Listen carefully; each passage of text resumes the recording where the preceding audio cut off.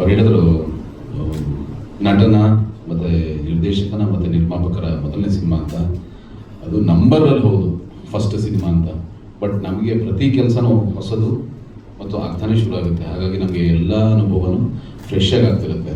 ಅವ್ರಿಗೂ ನಮಗೂ ದೊಡ್ಡ ವ್ಯತ್ಯಾಸ ಇಲ್ಲ, ಬರೀ ನಂಬರ್ ಅಷ್ಟೇ ವ್ಯತ್ಯಾಸ.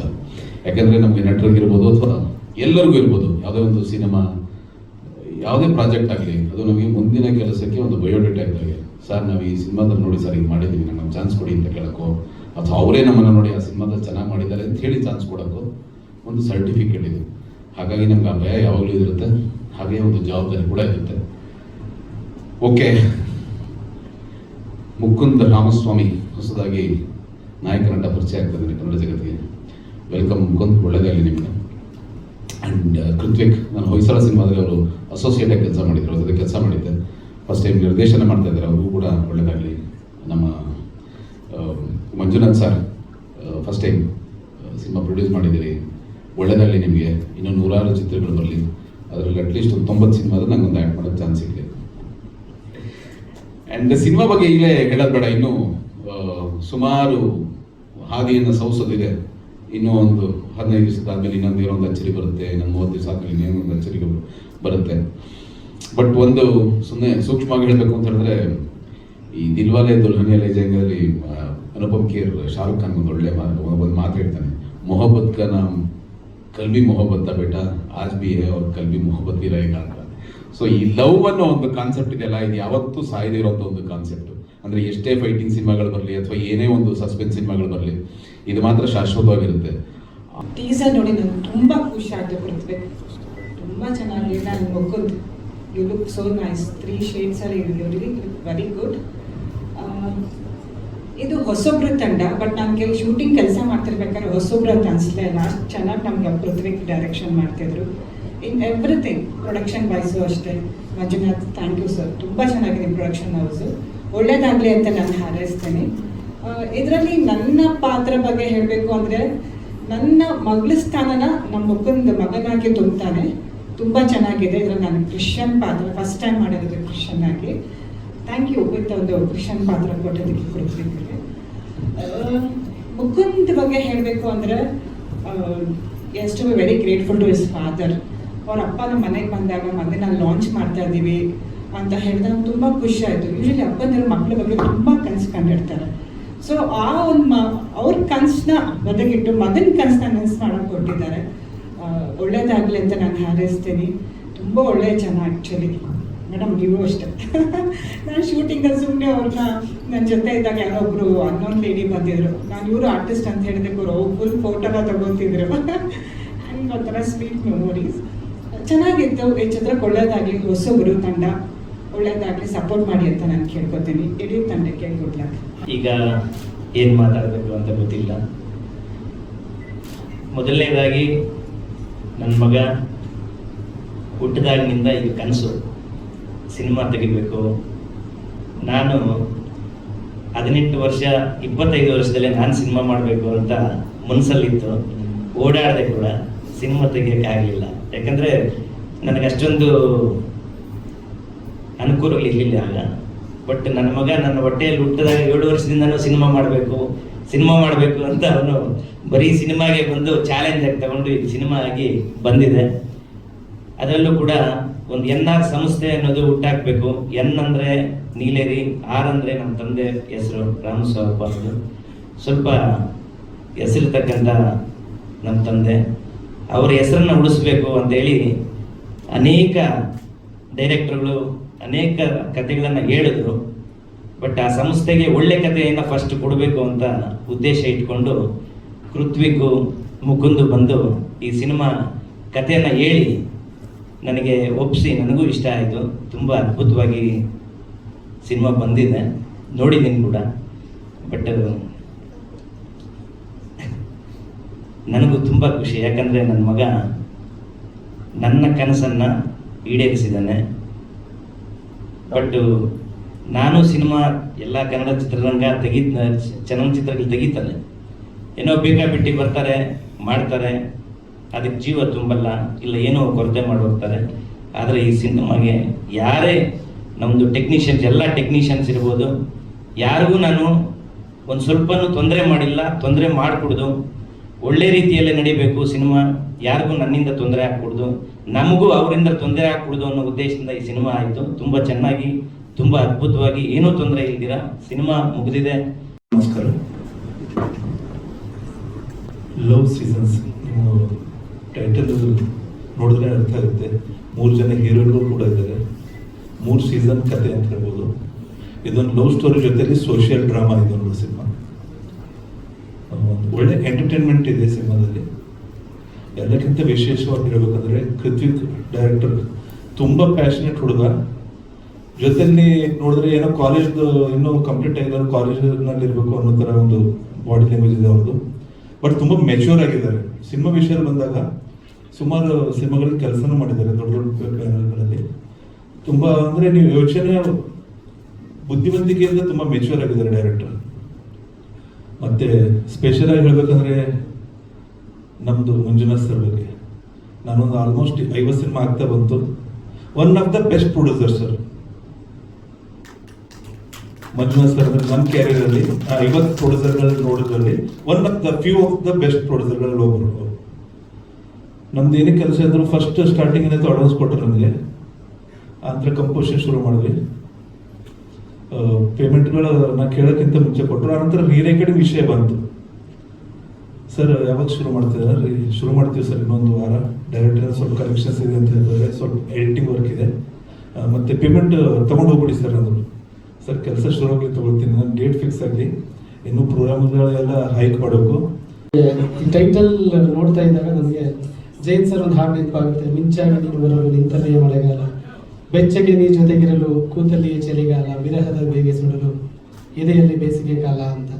ಸೊ ಬರೀ ಪ್ರೀತಿಯಲ್ಲಿ ಮಾತ್ರ ಅಲ್ಲ, ನಮ್ಮ ಲೈಫಲ್ಲೂ ಹಾಗೆ ಪೇಮೆಂಟ್ ಬಂದಾಗ ಮಳೆಗಾಲ ಬಂತು ಅನ್ಸುತ್ತೆ, ಪೇಮೆಂಟ್ ಖರ್ಚು ಮಾಡ್ತಾ ಮಾಡ್ತಾ ಬೆಚ್ಚಗಿರುತ್ತೆ ಹೊಟ್ಟೆ, ಅವಾಗ ಚಳಿಗಾಲ ಅನ್ಸುತ್ತೆ, ಅದೇ ಅಕೌಂಟ್ ಖಾಲಿ ಆದಾಗ ಬೇಸಿಗೆಗಾಲ ಅನ್ಸುತ್ತೆ. ಸೊ ಪ್ರತಿಯೊಂದು ಹಂತದಲ್ಲೂ ನಾವು ಈ 3 ಕಾಲಗಳನ್ನು ನಾವು ಏನು ಭೌತಿಕವಾಗಿ 3 ಕಾಲಗಳನ್ನು ನೋಡ್ತೀವಿ, ಅದನ್ನು ಮೀರಿ ನಮ್ಮ ಇದರಲ್ಲೂ ಅಷ್ಟೇ ನಮ್ಮ ಮೂಡ್ ಒಂದೊಂದ್ಸತಿ ಖುಷಿಯಾಗಿದ್ದಾಗ ಮಳೆಗಾಲ ಅನ್ಸುತ್ತೆ. ಸ್ಪೆಷಲಿ ಮನೆಯಲ್ಲಿ ಗಂಡ ಹೆಂಡತಿ ಜಗಳ ಮಾಡ್ಕೊಂಡಾಗ ಇದು ಬೇಸಿಗೆಗಾಲ ಅನ್ಸ್ಬಿಡುತ್ತೆ, ಅದೇ ನನ್ನ ಹೆಂಡತಿ ನಗ್ನಗ್ತಾ ಇದ್ದಾಗ ಮಳೆಗಾಲ ಅನ್ಸುತ್ತೆ. ಸೊ ಈ ತರದ ಪ್ರತಿಯೊಂದು ಹಂತದಲ್ಲೂ ಕೂಡ ನಮ್ಮೊಳಗೆ ಸೀಸನ್ಸ್ಗಳು ಇದ್ದೇ ಇರುತ್ತೆ. ಸೊ ಆ ರೀತಿ ಯಾವುದೋ ಒಂದು ವಿಶೇಷವಾದ ಪ್ರಯತ್ನವನ್ನ ಈ ಕಥೆಯಲ್ಲಿ ಮಾಡಿದ್ದಾರೆ ಅಂತ ಅನ್ಸುತ್ತೆ ನನಗೆ ಕೃತ್ವಿಕ್ ಅವರು. ಸೊ ನಾನು ಇದಕ್ಕಿಂತ ಮುಂಚೆನೆ ಅವ್ರಿಗೆ ಈ ಸಿನಿಮಾಕ್ಕಿಂತ ಮುಂಚೆನೆ ನನಗೆ ಪರಿಚಯ ಅವರು, ನಾವೆಲ್ಲ ಮೆಸೇಜಲ್ಲೆಲ್ಲ ಮಾತಾಡ್ತಾ ಇದ್ದೀವಿ. ಸೊ ಒಬ್ಬ ನಿರ್ದೇಶಕ ಸಿನಿಮಾ ಗೆಲ್ಲೋದಕ್ಕಿಂತ ಮುಂಚೆ ನನ್ನ ಪ್ರಕಾರ ಅವನು ನಿರ್ಮಾಪಕರ ಮನಸ್ಸನ್ನ ಗೆಲ್ತಾನೆ ನೋಡಿ, ಅದು ತುಂಬಾ ದೊಡ್ಡ ಗೆಲುವು ಅಂತ ಭಾವಿಸ್ತೀನಿ. ಯಾಕಂದ್ರೆ ನಾನು ಇಷ್ಟೊಂದು ಸಿನಿಮಾಗಳೆಲ್ಲ ಕೆಲಸ ಮಾಡ್ತಾ ಇರ್ತೀವಿ, ಅವಾಗ ಸಿನಿಮಾ ನಿರ್ದೇಶಕರು ಮತ್ತು ನಿರ್ಮಾಪಕರ ಸಂಬಂಧ ಸಿನಿಮಾ ಆರಂಭದಲ್ಲಿ ಹೇಗಿರುತ್ತೆ ಅದು ಅದೇ ರೀತಿ ಅಂತಿಮದಲ್ಲಿ ತುಂಬಾ ಕಡಿಮೆ. ಬಟ್ ನಿರ್ಮಾಪಕರು ಬಂದು ನಿಂತ್ಕೊಂಡು ವೇದಿಕೆ ಮೇಲೆ ಹೇಳ್ತಾರೆ, ಕಾರ್ತಿಕ್ ತುಂಬಾ ನಿಷ್ಠಾವಂತ ಹುಡುಗ ಅಂತ, ಅವನು ತುಂಬಾ ಇಷ್ಟ ಅಂತ ಈ ಹಂತದಲ್ಲೂ ಹೇಳ್ತಾರೆ ಅಂದ್ರೆ ಅದು ಅವರಲ್ಲಿರುವ ಒಂದು ಪ್ರಾಮಾಣಿಕತೆ, ಅವ್ರ ಕೆಲಸಕ್ಕೆ ತೋರಿಸಿದಂತ ಒಂದು ಶ್ರದ್ಧೆ, ಹಾಗೂ ಅವರು ಸಿನಿಮಾ ಮೇಲೆ ಇಟ್ಟಂತ ಒಂದು ಸಿನಿಮಾ ಪ್ರೀತಿ. ಸೊ ಆ ವಿಚಾರದಲ್ಲಿ ನೀವು ಗೆದ್ದಿದ್ದೀರಾ. ಸಿನಿಮಾ ಕೂಡ ದೊಡ್ಡ ಮಟ್ಟದ ಯಶಸ್ಸನ್ನು ಕೊಡ್ಲಿ, ಕನ್ನಡ ಚಿತ್ರರಂಗಕ್ಕೆ ಒಬ್ಬ ಒಳ್ಳೆಯ ನಿರ್ದೇಶಕರನ್ನು ಕೊಡ್ಲಿ ಅಂತ ನಾನು ಆಶಿಸ್ತೀನಿ. ಮೊದಲಿಗೆ ನಿಮ್ಮೆಲ್ರಿಗೂ ವೆಲ್ಕಮ್. ನೀವೆಲ್ಲರೂ ಬಂದಿದ್ದು ಹೆಚ್ಚು ಖುಷಿ ಇದೆ. ನಿಮ್ಮ ಪ್ರೀಶಿಯಸ್ ಟೈಮ್ ನಮಗೆ ಕೊಟ್ಟಿರೋದು ಬಹಳ ಖುಷಿ ಇದೆ. Thank you so much. ಮೊದಲಿಗೆ ನನ್ನ ಮಾತುಗಳನ್ನ ನಮ್ಮ ಡೈರೆಕ್ಟರ್ ಮೂಲಕ ನಾನು ಹೇಳಕ್ಕೆ ಇಷ್ಟಪಡ್ತೀನಿ. ನಾನು ಇವ್ರನ್ನ ಆಲ್ಮೋಸ್ಟ್ ಒಂದು 3 to 4 ಇಯರ್ಸಿಂದ ನೋಡ್ತಿದ್ದೀನಿ. ಬಹಳ ಕಷ್ಟಪಟ್ಟಿದ್ದಾರೆ. ಇವತ್ತು ಅವರು ಇಲ್ಲಿವರೆಗೂ ಬರ್ಲಿಕ್ಕೆ ಏನು ಕಾರಣ ಅಂದರೆ ಅವರ ಕನ್ಸಿಸ್ಟೆನ್ಸಿ, ಅವರ ಗೋಲ್ ಏನಿದೆ, ನಾನು ಸಿನಿಮಾ ಮಾಡಬೇಕು, ಅದೆಷ್ಟೇ ಕಷ್ಟಗಳು ಬಂದರು, ಏನೇ ಒತ್ತಡಗಳು ಬಂದರು ಅದನ್ನ ಗಿವ್ ಅಪ್ ಮಾಡಿದೆ. ಮತ್ತು ಅವರಲ್ಲಿ ಏಜ್ ನಾನು ಎಲ್ಲರೂ ನೋಡ್ತಿದ್ದೀನಿ ಬಂದಾಗಿಂದ, ಕಾಲೇಜ್ ಸ್ಟೂಡೆಂಟ್ ಅಂದಿದ್ದಾರೆ. ಅವ್ರು ನೋಡ್ಲಿಕ್ಕೆ ಅಷ್ಟೇ ಆಗಿದ್ದಾರೆ, ಬಟ್ ಅವರಲ್ಲಿ ತುಂಬ ವಿಚಾರಗಳಿದೆ, ತುಂಬ ವಿಚಾರಗಳನ್ನ ಕಲ್ತಿದ್ದಾರೆ. ಅದು ಜೀವನ ಅವ್ರಿಗೆ ಕಲಿಸಿದೆ ಆ ಪಾಠಗಳನ್ನ. ಸೊ ಹಾಗಾಗಿ ಅವ್ರು ಇವತ್ತು ಡೈರೆಕ್ಟರ್ ಆಗಿ ಇಷ್ಟು ಒಳ್ಳೆ ದೊಡ್ಡ ಸಿನಿಮಾನ ನಿಭಾಯಿಸುವಂಥ ಶಕ್ತಿ ಕೊಟ್ಟಿದೆ ಅವ್ರಿಗೆ. ನಿಜವಾಗ್ಲೂ ನನ್ನ ಮನಸ್ಸಿಂದ ಅವ್ರಿಗೆ ಹಾರೈಸ್ತೀನಿ. ಕೃತ್ವಿಕ್ ಹೆಚ್ಚು ಒಳ್ಳೇದಾಗಲಿ ನಿಮಗೆ, ನಿಮ್ಮಿಂದ ಇನ್ನೊಂದಷ್ಟು ಒಳ್ಳೊಳ್ಳೆ ಸಿನಿಮಾಗಳು ನಮ್ಮ ಇಂಡಸ್ಟ್ರಿಗೆ ಬರಲಿ ಅಂತ ನಾನು ಆಶಿಸ್ತೀನಿ. Thank you so much Krithvik. Vandana Gowda, ನನ್ನನ್ನು ನೀವು ಕಿರುತೆರೆಯಲ್ಲಿ ನೋಡಿರ್ತೀರ ಅಂದ್ಕೊಳ್ತೀನಿ. ಮಹಾನಟಿ ಕಾರ್ಯಕ್ರಮದಲ್ಲಾಗಿರ್ಬೋದು ಅಥವಾ ನೂರು ಜನ್ಮಕ್ಕೂ ಕಾರ್ಯಕ್ರಮದಲ್ಲಾಗಿರ್ಬೋದು. ಈಗ ಹಿರಿತೆರೆಗೆ ನಾನು ಒಬ್ಬ ಫ್ರೆಶರ್. ಸೊ ಖುಷಿ ಆಗುತ್ತೆ ಲವ್ ಸೀಸನ್ಸ್ ಮೂಲಕ ನಾನು ಪರ್ದೆ ಮೇಲೆ ಕಾಣಿಸ್ಕೊಳ್ತಿದ್ದೀನಿ ಅಂತ. ಸೊ ಫಸ್ಟ್ಲಿ ನಾನು ಹೇಳಬೇಕಂದ್ರೆ ಕೃತಿಕ್ ಅವ್ರ ಬಗ್ಗೆನೇ ಹೇಳಲೇಬೇಕು. ಬಿಕಾಸ್ ಎಲ್ಲರಿಗೂ ಅನಿಸುತ್ತೆ ಸಿನಿಮಾ ಮಾಡಬೇಕು ಅಂತ. ನನಗೂ ಅನಿಸಿದೆ, ಇಲ್ಲಿರೋ ಎಷ್ಟೊಂದು ಜನಕ್ಕೆ ಅನಿಸಿರುತ್ತೆ ಆ ಥರ ಸಿನಿಮಾ ಮಾಡೋಣ, ಈ ಥರ ಸಿನಿಮಾ ಮಾಡೋಣ ಅಂತ. ಬಟ್ ಅದನ್ನು ಒಂದು ಕಲ್ಪನೆಗೆ ತಂದು ಅದನ್ನು ಮೆಟೀರಿಯಲೈಸ್ ಮಾಡಿ ಇವತ್ತು ಇಲ್ಲಿ ಒಂದು ಪ್ರೆಸ್ ಮೀಟ್ ನಡೀತಿದೆ, ನಮ್ಮ ಟೀಸರ್ ಲಾಂಚ್ ಆಗ್ತಿದೆ, ಸಿನಿಮಾ ಇನ್ನೇನು ಜೂನ್ಗೆ ರಿಲೀಸ್ ಆಗುತ್ತೆ ಅಂದರೆ that is not a joke, that is very real and it is very magical. ಅದನ್ನು ಎಷ್ಟು ಶ್ರದ್ಧೆಯಿಂದ ಅವರು ಪರಿಪೂರ್ಣಗೊಳಿಸಿದ್ದಾರೆ. ಸೊ ಕೃತಿಕ್ ಅವರೇ, ಥ್ಯಾಂಕ್ ಯು ಸೋ ಮಚ್. ನಮಗೂ ಈ ಒಂದು ಜರ್ನಿಯಲ್ಲಿ ಭಾಗ ಆಗೋದಕ್ಕೆ ಅವಕಾಶ ಕೊಟ್ಟಿದ್ದಕ್ಕೆ ಥ್ಯಾಂಕ್ ಯು. ಆ್ಯಂಡ್ ಈ ಥರ ಹೊಸ ಡೈರೆಕ್ಟರ್ಸ್ಗೆ ಖಂಡಿತವಾಗ್ಲೂ ಅವಕಾಶ ಸಿಗಬೇಕು. And thank you so much. And ಎಲ್ಲರಿಗೂ ನಮಸ್ಕಾರ. ನನ್ನ ಹೆಸರು ಮುಕುಂದ ರಾಮಸ್ವಾಮಿ. ನಾನು ಲವ್ ಸೀಸನ್ ಸಿನಿಮಾದಲ್ಲಿ ನಾಯಕ ನಟನಾಗಿ ಅಭಿನಯಿಸ್ತಿದ್ದೀನಿ. ಫಸ್ಟ್ ಆಫ್ ಆಲ್ ಇಲ್ಲಿ ಬಂದಿರುವಂತಹ ಎಲ್ಲ ಮೀಡಿಯಾ ಫ್ರೆಂಡ್ಸ್ಗೆ ಮತ್ತು ನಮ್ಮ ಸೀನಿಯರ್ ಆರ್ಟಿಸ್ಟ್ಗಳಿಗೆ ಮತ್ತು ಕೋ ಆರ್ಟಿಸ್ಟ್ಗಳಿಗೆ, ಇಲ್ಲಿರುವಂಥ ಫ್ಯಾಮಿಲಿ ಫ್ರೆಂಡ್ಸ್ ಮತ್ತು ಟೆಕ್ನಿಷಿಯನ್ಸ್ ಮತ್ತು ಲಿರಿಸಿಸ್ಟ್ ಎಲ್ಲರಿಗೂ ಹೃದಯಪೂರ್ವಕ ನಮಸ್ಕಾರ. ಎಲ್ಲರಿಗೂ thank you so much for coming and supporting us. Because cinema ಅಂದ್ರೇ ಟೀಮ್ ವರ್ಕ್ ಮತ್ತು ಮೀಡಿಯಾ, ನೀವೇ ನಮ್ಮ ಬಿಗ್ಗೆಸ್ಟ್ ಸಪೋರ್ಟ್ ಸಿಸ್ಟಮ್. ನಿಮ್ಮ ಸಪೋರ್ಟ್ ಇಲ್ಲ ಅಂದರೆ ನಮ್ಮ ಸಿನಿಮಾ ಜನರ ಹತ್ರ ತಲುಪೋದು ತುಂಬ ಕಷ್ಟ ಆಗುತ್ತೆ. ದಯವಿಟ್ಟು ನಮಗೆ ಸಪೋರ್ಟ್ ಮಾಡಿ. Thank you all so much. Cinema ಬಗ್ಗೆ ಹೇಳಬೇಕು ಅಂದರೆ ಟೆಕ್ನಿಷಿಯನ್ಸ್ ಮತ್ತು ಕ್ಯಾಸ್ಟಿಂಗ್ ಕ್ರೂ ಬಗ್ಗೆ ಹೇಳ್ತೀನಿ. Sangeetha madam, thank you so much. ನಟನದಲ್ಲಿ ಸರ್ ನಾನು 2018ಇಂದ ಇದೇ ಫೀಲ್ಡಲ್ಲಿ ಇದ್ದೀನಿ. ಹೈದರಾಬಾದಲ್ಲಿ ಎಲ್ಲ ಕೋರ್ಸಸ್ ಮಾಡಿದ್ದೀನಿ. ಲಾಸ್ಟ್ 2 ಇಯರ್ಸಿಂದ ನಟನದಲ್ಲಿ ಥಿಯೇಟರ್ ಡಿಪ್ಲೊಮಾ ಮಾಡಿದ್ದೆ. ಸೊ ಅದಾದಮೇಲೆ ಈ ಸಿನಿಮಾ ಡಿಸ್ಕಷನ್ ಆಗಿ ಮಾಡಿದ್ದಾಯಿತು. ಸರ್ ಸಾರಿ, ಸಿಂಪಲ್ ಆಗಿ ಒಂದು ಲವ್ ಸ್ಟೋರಿ ಅಂತ ಹೌದು, ಅಲ್ಲೂ ಇದೇ ಥರ 3 ಸೀಸನ್ಸ್. ಬಟ್ ಆ ಕಥೆಗೂ ಈ ಕಥೆಗೂ ತುಂಬ ವಿಭಿನ್ನವಾಗಿದೆ. ಇದು ನಮ್ಮ ಎಲ್ಲರ ಜೀವನದಲ್ಲೂ ಎಲ್ಲರೂ ನಮ್ಮ ಮನೆಯಲ್ಲಿ, ನಮ್ಮ ಪಕ್ಕದ ಮನೆಯಲ್ಲಿ ನಡೆಯುವಂತಹ ಕಥೆ ಸರ್ ಇದು. ಸೊ ತುಂಬ ವಿಭಿನ್ನವಾಗಿದೆ, ತುಂಬ ಹೈ ಮಾರಲ್ ವ್ಯಾಲ್ಯೂಸ್ ಇಟ್ಕೊಂಡು ಮಾಡಿರುವಂಥ ಸಿನಿಮಾ ಇದು. ಸೀಸನ್ಸ್ ಅಂತ ಇದ್ರಲ್ಲ, ಅದು ಸಿನಿಮಾ ನೋಡಿದ್ರೆ ನಿಮಗೆ ಗೊತ್ತಾಗುತ್ತೆ. ಅದು ಆ್ಯಕ್ಟ್ ಟೈಟಲ್ ಅದು, ಅದಕ್ಕೆ ಟ್ಯಾಗ್ ಲೈನ್ ಅಮರ ಮಧುರ ಪ್ರೇಮ ಅಂತ ಇಟ್ಟಿದ್ದೀವಿ. ಸಿನಿಮಾ ನೋಡಿದಾಗ ನಿಮಗೆ ಇನ್ನೂ ಡೀಪ್ ಆಗಿ ಅರ್ಥ ಆಗುತ್ತೆ. ಮತ್ತೆ ವೀರ್ ಸಮನ್ ಸರ್, ಆ 3 ಜನ ಇವರೇ ಅಮರ ಮಧುರ ಪ್ರೇಮ. ಇಲ್ಲ ಸರ್, ಅದು ನಿಮ್ಮ ಸಿನಿಮಾ ನೋಡಿದ್ರೆ ಅದು ಅರ್ಥ ಆಗುತ್ತೆ. ಟ್ಯಾಗ್ ಲೈನ್ ಓವರ್ ಆಲ್ ಕಾನ್ಸೆಪ್ಟ್ಗೆ ನಾವು ಆ ಟೈಟಲ್ ಇಟ್ಟಿದ್ದೀವಿ. ಬಟ್ ನಿಮಗೆ ಒಂದು ಯಾರೂ ಸುಮ್ಮನೆ ಇಲ್ಲ ಈ ಸಿನಿಮಾದಲ್ಲಿ. ಯಾರು ಎಲ್ಲ ಪಾತ್ರಕ್ಕೂ ಒಂದು ಕತೆ ಇದೆ. ಎಲ್ಲ ಪಾತ್ರಗಳು ಸೇರಿದ್ರೆ ಲವ್ ಸೀಸನ್ಸ್ ಆಗುತ್ತೆ. ಈ 3 ಸೀಸನ್ ಬರ್ತೇನಪ್ಪ, ಮಳೆಗಾಲ, ಚಳಿಗಾಲ, ಅದೆಲ್ಲ ಸಿನಿಮಾದಲ್ಲಿ ಅಂದರೆ ಮೆಟಾಫಾರಿಕ್ ಆಗಿ ಹೇಳಕ್ ಕೊಡ್ತೀನಿ ಸರ್. ನಮಸ್ಕಾರ. ತುಂಬಾ ಮಾತಾಡಬೇಕು ಅಂತ ಅನ್ಕೊಂಡಿದ್ದೆ, ಆದ್ರೆ ಗೊತ್ತಾಗಿದೆ ನಿಮ್ಗೆ ಸಮಯದ ಅಭಾವ ಇದೆ ಅಂತ. ನಿಮಗಿಂತ ಹೆಚ್ಚಾಗಿ ನನಗೆ ಹೇಗಾಗಿದೆ ಹೇಳ. ಸೊ ಒಂದು ಲವ್ ಸಬ್ಜೆಕ್ಟ್ ಮಾಡಿರೋದ್ರಿಂದ ಇದನ್ನ ನಾನು ಪರ್ಸನಲ್ ಒಪಿನಿಯನ್ ಹಂಚ್ಕೊಂತೀನಿ. 2017ರಲ್ಲಿ ನಾನೊಂದು ಹುಡುಗಿನ ಇಷ್ಟಪಟ್ಟಿದ್ದೆ. ಆ ಹುಡುಗಿ ಪ್ರಪೋಸ್ ಮಾಡೋದಕ್ಕೆ ಅಂತ ಇಷ್ಟುದ್ದ ಕವನ, ಕವಿತೆ, ಏನೇನೋ ಒಂದು ಪೇಜೆಲ್ಲ ಬರ್ಕೊಂಡು ಹೋಗಿದ್ದೆ. ಹೋಗಿ ಹೇಳೋಣ ಅನ್ನೋ ಅಷ್ಟರಲ್ಲಿ ಕಣ್ಮುಂದೆ ಬರ್ತಿದ್ದಂಗೆ ಎಲ್ಲ ಹೊರಟೋದೆ. ಇವತ್ತು ಹಂಗೆ ಆಗ್ಬಿಟ್ಟಿದೆ. ಒಂದು 10 ಪಟ್ಟಿಗಳು ಮಾಡ್ಕೊಂಡು ಬಂದಿದ್ದೆ. ನಮ್ಮ ಸಿನಿಮಾ ಬಗ್ಗೆ ಮಾತಾಡಬೇಕು, ಮೀಡಿಯಾದವ್ರಿಗೆ ಒಳ್ಳೆ ಕಂಟೆಂಟ್ ಕೊಡಬೇಕು, ನಮ್ಮ ಸಿನಿಮಾ ಬಗ್ಗೆ ಚೆನ್ನಾಗಿ ಅವ್ರು ಪಬ್ಲಿಸೈಸ್ ಮಾಡಲಿ ಅಂತೇಳಿ ಮಾತಾಡ್ಕೊಂಡು ಬಂದಿದ್ದೆ. ಇಲ್ಲೆಲ್ಲ ಮಾತಾಡೋದು ನೋಡಿ, ಇದೆಲ್ಲ ನೋಡಿ ಸೊ ನನಗೂ ನರ್ವಸ್ನೆಸ್. ಸೊ ಅದೇ ಪರಿಸ್ಥಿತಿ ಆಗಿದೆ. ಎಲ್ಲ ಮರೆತು ಬಿಟ್ಟಿದ್ದೀನಿ. ಈಗೆಲ್ಲ ಆಲ್ರೆಡಿ ಎಲ್ಲ ಮಾತಾಡಿದ್ದಾರೆ, ಎಲ್ರ ಬಗ್ಗೆ ನಾನೇನು ಮಾತಾಡಬೇಕಿಲ್ಲ. ಟ್ರೈಲರ್ ಲಾಂಚ್ ಅಲ್ಲಿ ಖಂಡಿತ ಕಾನ್ಫಿಡೆಂಟ್ ಆಗಿ ತುಂಬಾ ಬೇಗ ನಿಮಗೆ ಮುಗಿಸ್ಕೊಡ್ತೀವಿ ಪ್ರೆಸ್ ಮೀಟ್ ನ. ಈಗ ನಿಮ್ ಕ್ವಶನ್ಸ್ ಏನಿದ್ರೆ ಕೇಳಿ ಸರ್.